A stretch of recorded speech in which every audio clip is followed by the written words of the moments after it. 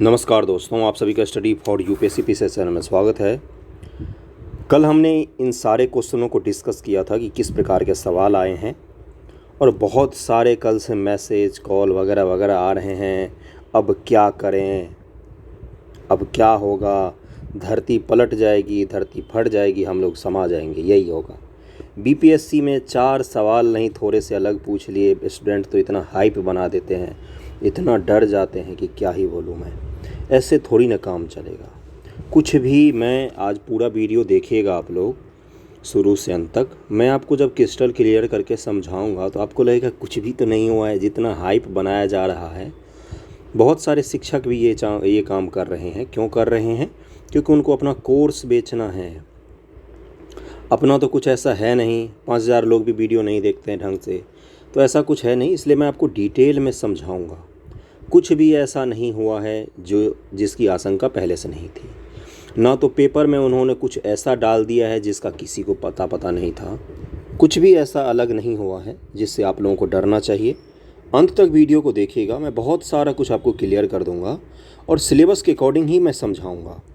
Syllabus आप सभी को पता होगा और एक एक सवाल दिखाऊंगा कि कहाँ से पूछा गया है।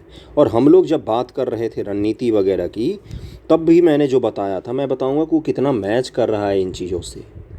हाइप क्रिएट किया जाता है। बहुत सारे शिक्षक लोग इस काम को कर रहे हैं, बड़े बड़े चैनल हैं, उनके लाख लाख में सब्सक्राइबर्स हैं, वो लोग ये चीज़ करते हैं। तो उस चीज़ पर मत जाइए। खुद पर भी तो एक भरोसा नाम की कोई चीज़ होती है ना, कि नहीं होती है। तो जो आप पढ़ रहे हैं अभी, जैसे आप अभी अगर एनसीईआरटी आप पढ़ रहे हैं तो यकीन मानिए उसको पढ़ते रहिए, बहुत बेनिफिट मिलने वाला है उससे आप लोगों को। कल भी मैंने दिखाया था कि जो 11th का एक एनसीईआरटी है, आर्ट एंड कल्चर का, फाइन आर्ट का एनसीईआरटी है, उससे सवाल पूछा गया है सीधा सीधा। ग्रुप में भी मैंने डाल दिया था, सारे एनसीईआरटी के पीडीएफ भी अपलोड हैं। बाकी अगर वो ठीक है, फाइन आर्ट का नहीं पढ़ा, आपने यूपीएससी पीवाईक्यू किया होगा या पीसीएस का पीवाईक्यू किया होगा, उससे सवाल पूछे गए हैं बहुत सारे। तो डरिए मत। सबसे पहले यही काम करना है, डरना नहीं है बिल्कुल भी। किस चीज़ से डरना यार? 2-4 पेपर से थोड़ी ना डरना है। 2-4 सवाल आ गए हैं तो शुरू से अंत तक एक एक सवाल को देखते हैं किस प्रकार पैटर्न है। और किसी भी चीज़ को लेकर घबराना नहीं है। ऑफिसर जब बन जाओगे तो हर दिन आपके सामने नई समस्या आएगी। उस समय तो नहीं होगा कि सर ये तो पहले नहीं पूछता था, इस बार पूछ लिया। पेपर ही उसी को बोलते जो पहले नहीं पूछा गया और इस बार पूछ लिया। अगर पीवाईक्यू जो पिछले 20 साल से बीपीएससी फॉलो कर रही थी कि चलो 1857 तो निश्चित ही है कि सवाल आएगा, वहाबी आंदोलन तो निश्चित ही है कि सवाल आएगा, पटना कलम तो निश्चित ही था सवाल आएगा, पाल आर्ट, मौर्य आर्ट, और क्या रटके जाते थे, 1942 भारत छोड़ो आंदोलन, बताओ महिलाओं का योगदान क्या था, यही सब तो रट के जाते थे। मेंस की तैयारी 15 दिन में करके बच्चे जाते थे और वहाँ पर लिख के आ जाते थे, बोलते बहुत अच्छा है गया एग्ज़ाम, बहुत अच्छी तैयारी की है हमने। वो तैयारी था ही नहीं। हकीकत तो यही है।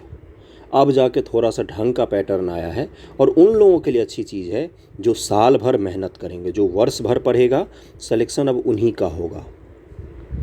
ओके, इतना कुछ होने के बावजूद सुबह से कम 10 से 20 मैसेज आ चुके होंगे। कुछ टॉपिक गेस कर दीजिए। अब तो इन चीज़ों को अभ्यास छोड़ दीजिए। टॉपिक गेस करने वाला प्लीज़ अपने लिए तो कीजिए कम से कम। टॉपिक गेस करने वाला ख़त्म हो चुका है पैटर्न। अब वो चीज़ नहीं चलेगा। अब चलेगा यहाँ पर एक ही चीज़ से। कहाँ से सवाल पूछा जाएगा सर? तो सर पूछा जाएगा सिलेबस से सवाल। ओके, सिलेबस से ही सारे सवाल पूछे जाएंगे। Short answer, long answer. चलिए देखते हैं। अब एक एक सवाल को देखकर भाषण ज़्यादा नहीं करना है, मोटिवेट करने में नहीं आया हूँ। थोड़ा सा रियलिस्टिक होकर चीज़ों को देखना शुरू कीजिए। सिविल सर्विसेज की आप तैयारी करते हैं, ग्रुप डी का एग्ज़ाम तो है नहीं कि वही पूछेगा कि बताओ सेब एक सच्चा फल है कि नहीं है। समझ रहे हैं ना मैं जो समझाने की कोशिश कर रहा हूँ? तो अब शुरू से अंत तक देखते जाइए। पहला सवाल इन्होंने क्या पूछा है? अगर GS1 के सिलेबस की बात करें, आज सवाल डिस्कस नहीं करेंगे हम लोग। GS1 के सिलेबस में हिस्ट्री में क्या लिखा हुआ है? 1850 के बाद भारतीय स्वतंत्रता संग्राम। तो स्पेक्ट्रम का मैंने वीडियो बनाया हुआ है, जाकर देखिएगा। मैंने बताया हुआ था कि भाई 1850 के बाद कौन कौन से टॉपिक पढ़ने हैं। पहला टॉपिक मैंने बताया था, उसमें देखिएगा वीडियो जाकर। पहला टॉपिक मैंने बताया था डलहौजी का सुधार पढ़ लेना। सवाल पूछा जा सकता है। दूसरा टॉपिक मैंने बताया था कि 1853 का एक्ट पढ़ लीजिएगा, वहाँ से सवाल आ सकता है। तीसरा टॉपिक मैंने बताया था कि 1858 के एक्ट पढ़िएगा, वहाँ से सवाल आ सकता है। जाकर देखिए, स्पष्ट बोला हुआ है मैंने। और 1858 का एक्ट आपने क्यों नहीं पढ़ा है मुझे बताइए ज़रा। NCERT में भी है ये। तो मैं आपको दोष नहीं दे रहा हूँ, मैं ये बता रहा हूँ कि आप जो कठिन पेपर पैटर्न बदल गया, बिल्कुल निराश हो रहे हैं, वो ऐसा कुछ है ही नहीं। 1858 का एक्ट इन्होंने पूछा है, वो भी किस में पूछा है, 8 नंबर में पूछा है, शॉर्ट आंसर में पूछा है। कैसे लिखना था इसको, इसका आंसर राइटिंग करिएगा बैठ कर ज़रा। पहले क्या लिखना था, क्यों लाया गया 1857 के भयानक विद्रोह के बाद 1858 के एक्ट को लाया गया। इसमें भारत का वाइसराय कैनिंग था, मतलब गवर्नर जनरल कैनिंग था, इसी के बाद तो वाइसराय बनेगा। इसके प्रावधान निम्न हैं, पहला प्रावधान, दूसरा प्रावधान, तीसरा प्रावधान, चौथा प्रावधान, पांचवा प्रावधान, छठा प्रावधान, सातवां प्रावधान। खत्म हो गया आंसर, खत्म हो गया भाई। अब प्रावधान तो आपको पढ़ना पड़ेगा ना। पैटर्न को पकड़िए, बुक के पीछे मत भागिए कि सर सवाल कहाँ से पूछा गया है।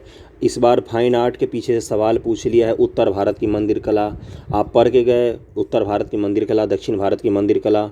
UPSC से भी कंपेयर मत करिए, सिलेबस को कंप्लीट करके जाइए, सिलेबस में से ही सवाल आएगा। सिलेबस 1850 से लेकर 1947 तक है। हो सकता है वो आपसे पूछ ले कि हाँ भाई बताओ, अगली बार सवाल पूछे कि इल्बर्ट बिल विवाद क्या था। इल्बर्ट बिल विवाद, पेन सही से चल नहीं रहा है। अब आप बोलोगे ये कहाँ से पूछा, सिलेबस से पूछा है। रिपन जब था भारत में तो सोचो क्या हुआ था। इल्बर्ट बिल लाया गया जिसमें ये था कि भारतीय जज जो हैं वो भी फैसला सुना सकते हैं गोरे कैदियों के ऊपर। उसको लेकर भारी विवाद हुआ था, मारा मारी मच गया था भारत में। तो उसको लेकर सवाल पूछ सकता है कि नहीं पूछ सकता, बिल्कुल पूछ सकता है। फिर आप भागोगे कहाँ से सवाल पूछ लिया। इसीलिए मैं कह रहा हूँ कि सिलेबस को कमांड कीजिए, सिलेबस पर कमांड करना है, बाकी चीज़ों पर हमें नहीं भागना है। बुक के पीछे नहीं भागना है, सिलेबस के पीछे भागना है। सिलेबस एक बुक से कंप्लीट हो, 2 बुक से कंप्लीट हो, उसको पढ़ के हमें अच्छे से रख लेना है। कोई किताब का नाम नहीं लेगा कि किताब कौन सा पढ़ना है, जाकर देखिए गाइडेंस में भरा पड़ा है वीडियो। ओके, अगला सवाल है बिरसा मुंडा आंदोलन। BPSC में बहुत बार पूछ चुका है, इससे पहले भी, कोई पहली बार नहीं पूछा गया। इंडिगो नील विद्रोह, ये भी बहुत बार इससे पहले भी पूछा है। मॉडर्न हिस्ट्री का PYQ में जाएंगे तो हर तीसरे चौथे सवाल में आपको इंडिगो, नील विद्रोह, 1857 का विद्रोह, इन सब से सवाल पूछे गए हैं। ये तो जेन्युइन था ना, इसमें तो कोई डाउट नहीं होना चाहिए किसी को। पटना कलम चित्रकारी, BPSC का कोई बच्चा अगर आंसर राइटिंग करता है तो सबसे पहले इसी का आंसर राइटिंग करके भेजता है, पटना कलम चित्रकारी की विशेषताओं को बताइए। तो इन्होंने शॉर्ट में इसको पूछ लिया है। ओके, प्राचीन काल में पूर्वी भारत में गुहाओं का विकास। GS1 का पेपर मैं डिस्कस कर रहा था 68 BPSC मेंस के रिगार्डिंग। मैं बता रहा था कि GS1 की तैयारी किस प्रकार से करनी है। उसमें मैंने बताया था, मैं कोई एवं ही नहीं कह रहा हूँ, वीडियो पड़े होते हैं, साक्ष्य रहता है यूट्यूब पर हमेशा। उसमें मैंने बताया था कि आपसे अब डायरेक्ट मौर्य आर्ट नहीं पूछेगा, क्योंकि शॉर्ट आंसर आने के बाद वो अलग अलग इसको डिवाइड कर देगा। क्या करेगा कि मौर्यों के शिलालेख के कला के बारे में बोलिए, शिलालेख भी एक कला है, आर्ट है ना। मौर्यों के समय के मूर्ति कला के बारे में बताइए, मौर्यों के समय के स्तूप कला के बारे में बताइए, मौर्यों के समय गुहा कला के बारे में बताइए। इन्होंने मौर्य का नाम हटा के इन्होंने बोला कि पूर्वी भारत के गुहा आर्ट के बारे में बताइए। चलिए ठीक है, आपको नहीं पता उड़ीसा के 2 जो कल मैंने गुहा बताए थे, नहीं पता, ठीक है, नहीं पता। आपको बराबर पहाड़ी के तो 4-5 गुफाओं के नाम पता होंगे जो अलग अलग बनाए गए थे, आजीविकों के लिए बनाए थे या दशरथ ने बनवाया था, अशोक ने बनवाया था, उसका तो पता होगा। उतना भी अगर आप लिख कर आएंगे नहीं इस सवाल में, जितना इस सवाल को लेकर लोग नाच रहे हैं कि पता नहीं क्या आ गया है क्या नहीं, तो भी आपका आसानी से हो जाएगा। प्राचीन भारत में और कौन सा ऐसा था डायनेस्टी जिसने गुफा का निर्माण करवाया, एक मुझे बता दीजिए। पूर्वी भारत की मैं बात कर रहा हूँ।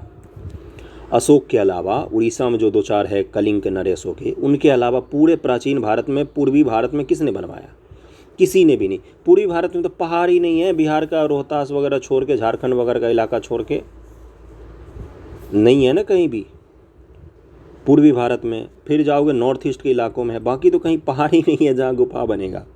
एक सम्राट अशोक ही थे, मौर्य शासक ही थे जिन्होंने बनवाया था। ये आपके कॉमन सेंस से खेल रहा था BPSC, और कुछ भी नहीं था इन सवालों में। समझ रहे मैं जो समझा रहा हूँ?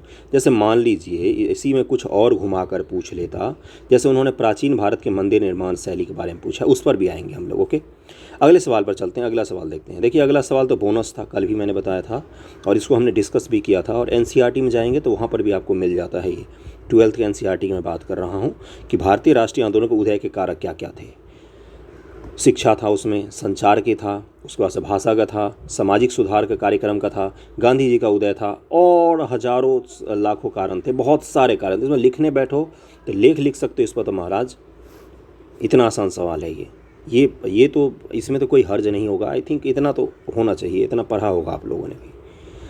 अगले सवाल पर चलते हैं। इसमें भी आपको ऑप्शन दिया था, इन दोनों में से किसी एक को लिखना था।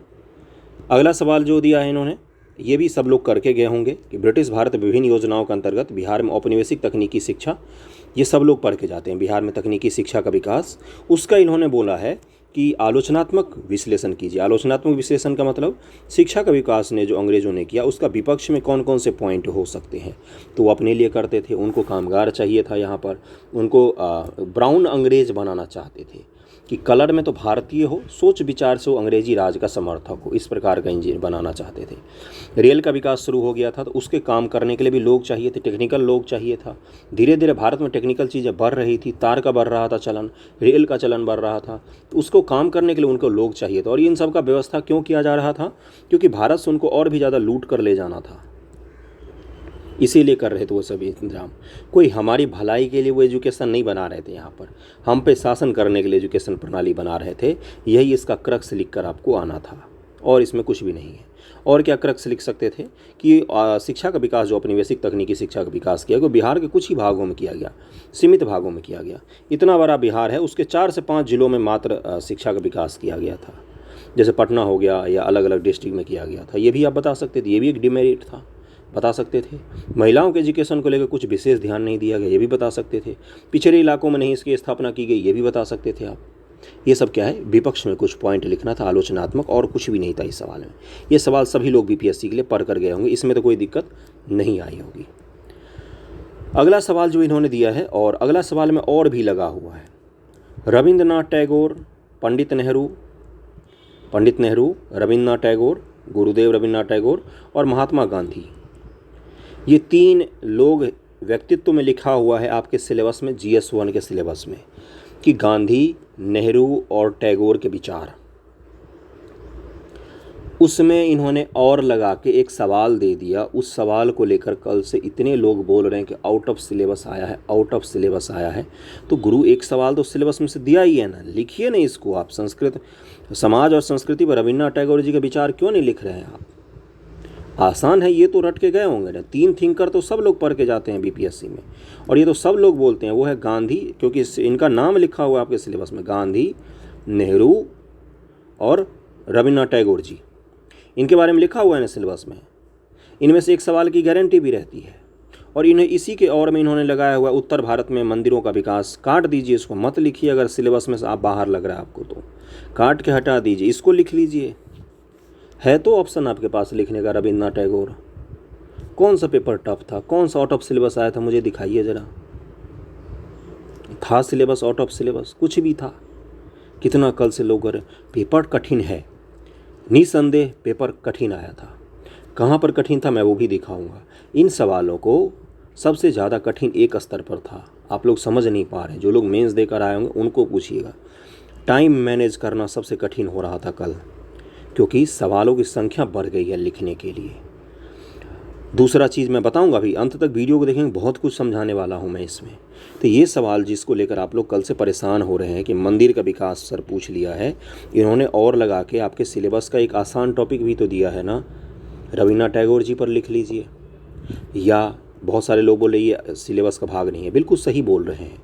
सिलेबस में कहीं भी नहीं लिखा हुआ है इंडियन कल्चर, लिखा हुआ है पाल आर्ट, मौर्य आर्ट, और ये 2 मुख्य रूप से आर्ट लिखे हुए हैं।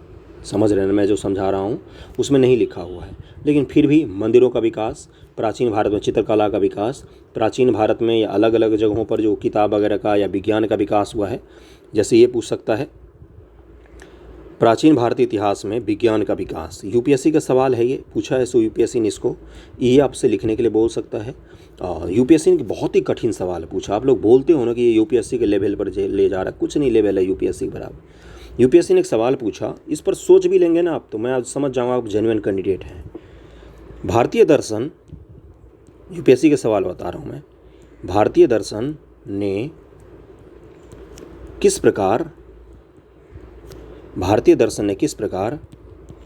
भारतीय स्थापत्य कला को प्रभावित किया है।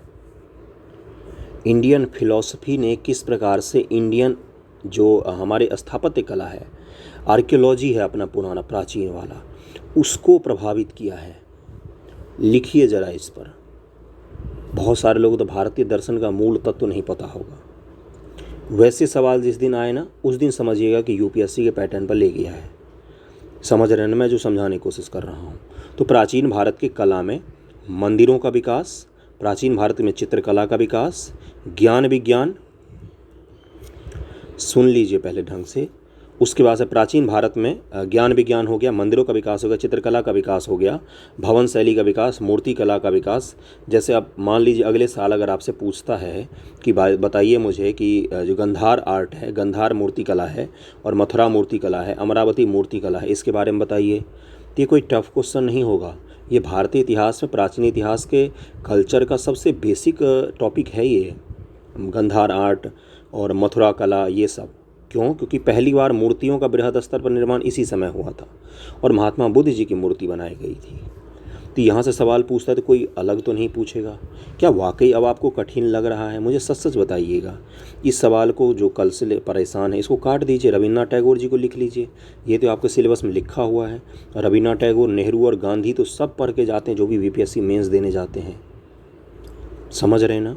अब आते हैं अपने करंट अफेयर के सवालों पर। फिर करंट अफेयर कहाँ से पूछा गया, और वीडियो को अंत तक देखेंगे तो उसमें मैं कुछ एक खास चीज़ बताने वाला हूँ कि कहाँ पर आपको सुधार करना चाहिए ज़्यादा। ये देखिए, मैंने करंट अफेयर के लिए हमेशा हमने क्या स्ट्रेटजी अपनाई है कि 6 मंथ का करंट अफेयर नेशनल, इसको नोट कर लीजिएगा, इंटरनेशनल करंट अफेयर आईआर के मुख्य रूप से मैं बात कर रहा हूं। उसके अलावा बिहार स्पेशल में योजनाएं कौन सी जो बहुत ज़्यादा चर्चा में हो, जिसकी चर्चा हर जगह हो रही हो और वो योजना इम्पोर्टेंट हो लोगों के दृष्टिकोण से काफ़ी ज़्यादा। इसको अगर आप करके जाते हैं तो आपका एक भी सवाल नहीं छूटेगा। मैं अभी करंट अफेयर का प्रूफ दिखा देता हूँ आपको कहाँ कहाँ से पूछा है। पहला क्या है, वही राष्ट्रीय स्काउट्स जम्बूरी वाला। यही सवाल सब बोल रहे हैं कि बहुत अलग था, जेन्युइन है आपका। अगला क्या है, SDG 16 से पूछा है। बिहार में आधारित ई सेवा से पूछा है, कल मैंने इसका दिखा दिया था। सौर उत्पादन से पूछा है, 7 निश्चय 2 से पूछा है। यानी कि दूसरे सेक्शन में पहला सेक्शन जितना है शॉर्ट आंसर में सारे के सारे सवाल कहाँ से पूछे हैं, इन्होंने नेशनल करंट अफेयर से पूछा है, देश में अंतर्गत जो करंट अफेयर है उनसे पूछा है। उसमें बिहार स्पेशल के 3 सवाल दिए हैं। ये 3 सवाल बिहार स्पेशल के हैं, जिसकी संख्या पहले कम रहती थी, इस बार थोड़ी सी बढ़ा दी है इन्होंने। अब इसका सोर्स देख लेते हैं एक बार हम लोग। सोर्स क्या है इसका, एक एक सवाल को देखेंगे क्या है। कल मैंने बताया था कि अभी भी मैंने बताया 6 मंथ का आप पढ़ेंगे। 18वां कब से हुआ है, 4 जनवरी 2023 ये करंट अफेयर है।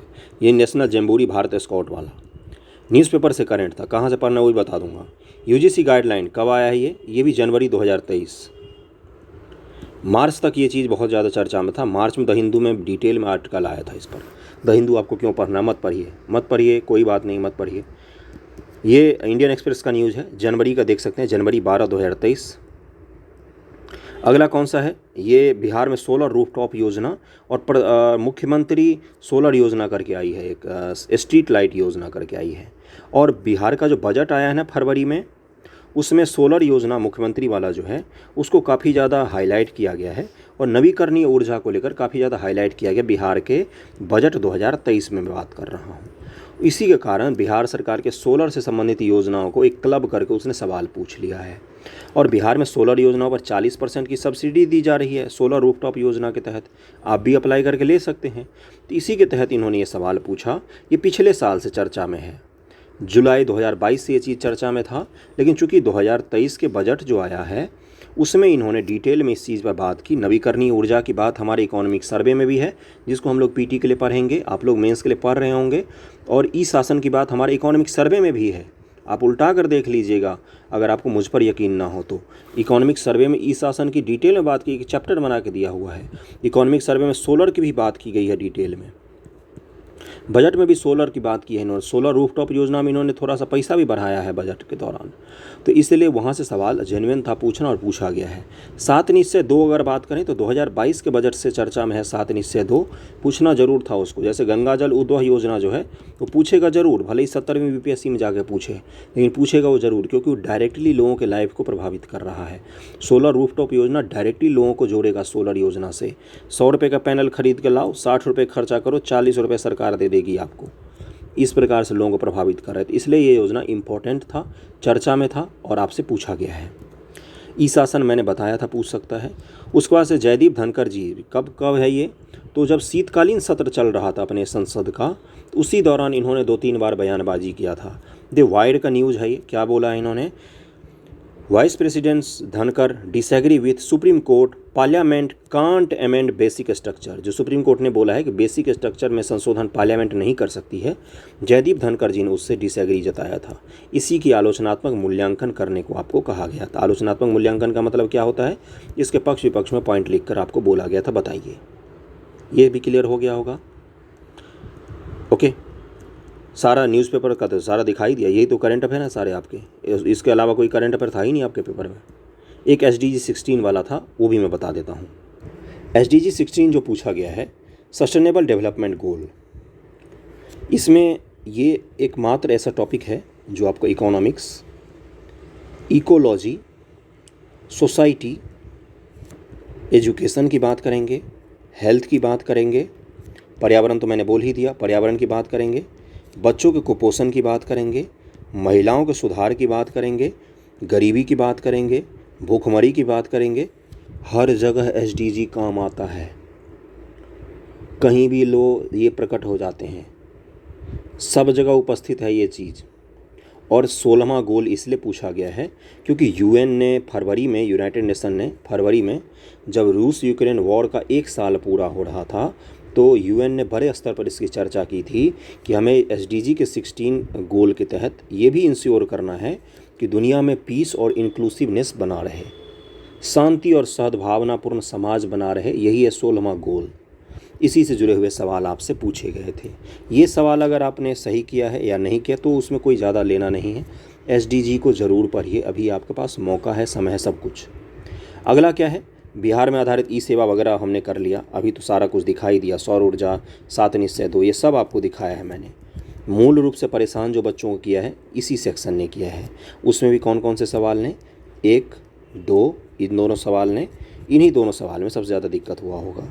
इन दोनों को अगर आप बिहार के इकोनॉमिक सर्वे पढ़कर मेंस एग्जामिनेशन देने नहीं गए हैं तो ये तो आपकी गलती है ना। मेंस एग्जामिनेशन देने कोई जाता तो इकोनॉमिक सर्वे तो रटना चाहिए ना, केंद्र सरकार, राज्य सरकार, सबका, क्योंकि वहाँ से सवाल बनते हैं गुरु, वहाँ से सवाल पूछे जाते हैं। ओके, अगला सवाल क्या है, भारत विदेशी विश्वविद्यालयों के कैंपस खोलने को लेकर। अभी मैंने दिखाया, ये कब का है, ये जनवरी में आया है ये न्यूज़। जनवरी में ये UGC ने गाइडलाइन जारी किया था और इसको तो आप सोचकर भी लिख सकते थे कि क्या क्या बेनिफिट हो सकता है। जॉब क्रिएट हो सकता है भारत में, निवेश आएगा भारत में शिक्षा के लिए प्रतिस्पर्धा शुरू होगी, यूनिवर्सिटी का क्वालिटी पर जोर दिया जाएगा, स्वस्थ प्रतिस्पर्धा का माहौल होगा तो देश में रिसर्च बढ़ेगा, एजुकेशन में हमारी रैंकिंग सुधरेगी, लोगों के पास अधिक ऑप्शन होंगे अच्छे एजुकेशन को लेकर। विदेश से जब टीचर यूनिवर्सिटी आएंगे तो टीचर भी अच्छे आएंगे, विशेषज्ञता प्राप्त होगी, सॉफ्ट पावर हमारा बढ़ेगा, इंफ्रास्ट्रक्चर में डेवलपमेंट होगा। 1000 चीज़ें आप सोच कर लिख सकते हैं। समझ में आ रही है चीज़? अब भी पेपर टफ लग रहा है क्या आपको? ओके, IR के सवालों पर चलते हैं। ये तो अभी डिस्कस कर ही लिया हमने, ये बुनियादी ढांचा वाला। IR का सवाल जो पूछा था ये निसंदेह कठिन सवाल था, क्योंकि उसके आते हुए भी लिखना कठिन था।